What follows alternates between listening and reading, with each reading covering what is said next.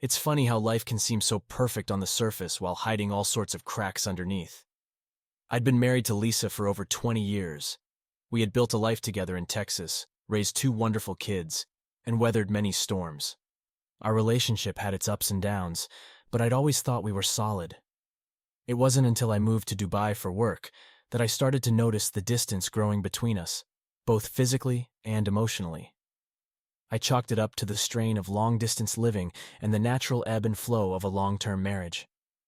When I first moved to Dubai, the goal was clear: earn enough to support my family back home and secure a future for us all.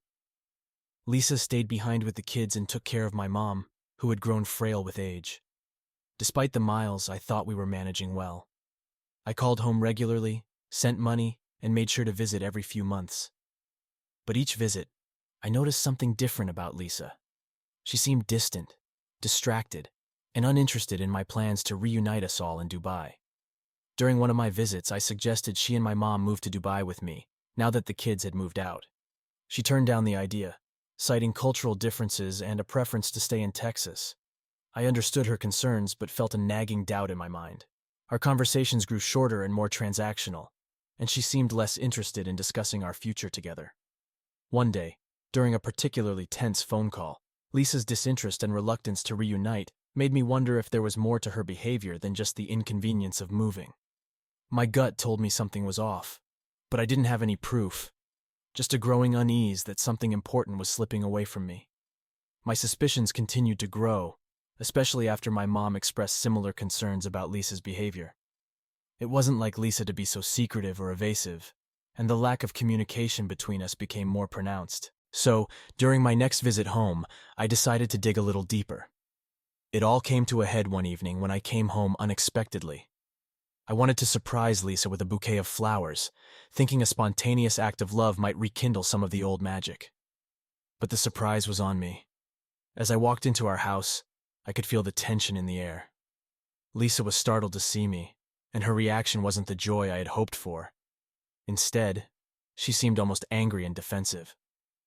Later that night, while Lisa was in the shower, I took a bold step and checked her phone. My heart pounded as I scrolled through her messages and emails, looking for any sign of infidelity. At first, there was nothing out of the ordinary, until I found a hidden folder on her phone filled with messages to and from someone named David. The contents of those messages were enough to confirm my worst fears. Explicit and affectionate, they left no doubt in my mind that Lisa was having an affair. The next morning, with the evidence of her betrayal weighing heavily on me, I decided to confront Lisa directly. As soon as she woke up, I asked her about David. At first, she tried to deny everything. But when I showed her the messages, she broke down and confessed. She told me that the affair had been going on for nearly 8 years. 8 long years of deceit and betrayal while I was working abroad to provide for our family. Lisa's justification was that she had been lonely and felt abandoned by my long absences. She admitted that she had grown close to David, a local hardware store owner, and that their relationship had filled the emotional void left by my being away. Hearing her rationalize the affair as a way to cope with loneliness was a punch to the gut. I felt a mix of anger, hurt, and bewilderment. How could she betray me like this after everything we'd been through? The initial shock of Lisa's confession sent me into a spiral of emotions. I felt betrayed, humiliated, and deeply hurt. The woman I had loved and trusted for over 2 decades had been leading a double life, and the thought of her being intimate with another man was almost too much to bear. I struggled to keep my composure, feeling the ground beneath me crumbling away. The days that followed were a blur of raw emotion. I couldn't sleep or eat, and every time I closed my eyes I saw images of Lisa and David together. My mind was a whirlwind of questions. Why had she done this? Was it my fault for being away so much? Could our marriage survive this betrayal? I felt isolated and alone, despite having friends and family who wanted to support me.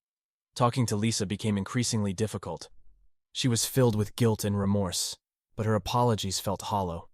The trust between us had been shattered, and I didn't know if it could ever be rebuilt. I couldn't even look at her without feeling a wave of anger and sadness. Fueled by anger and the need for some sort of retribution, I decided to gather all the evidence of Lisa's affair and expose her to our family and friends.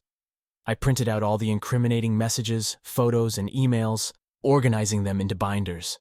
On Christmas Eve, while Lisa was asleep, I placed 3 binders on our bed, with divorce papers and a note saying, "Merry Christmas." Then I packed my things and left the house, determined to start a new chapter without her.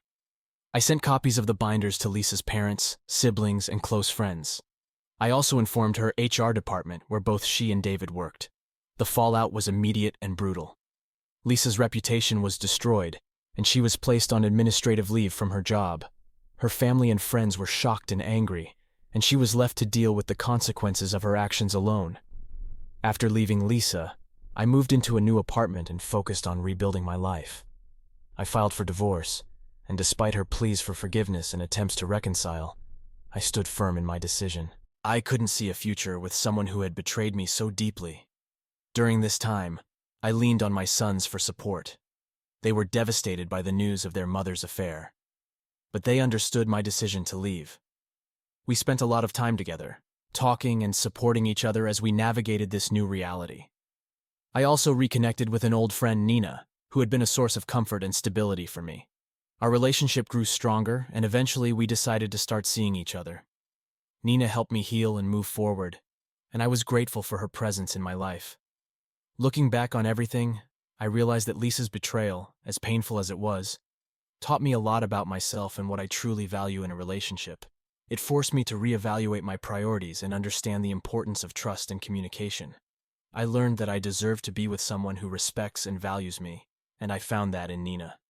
The journey from discovery to resolution was incredibly challenging, but it made me stronger and more resilient. I came out of it with a deeper understanding of what I want in life and the kind of person I want to share it with.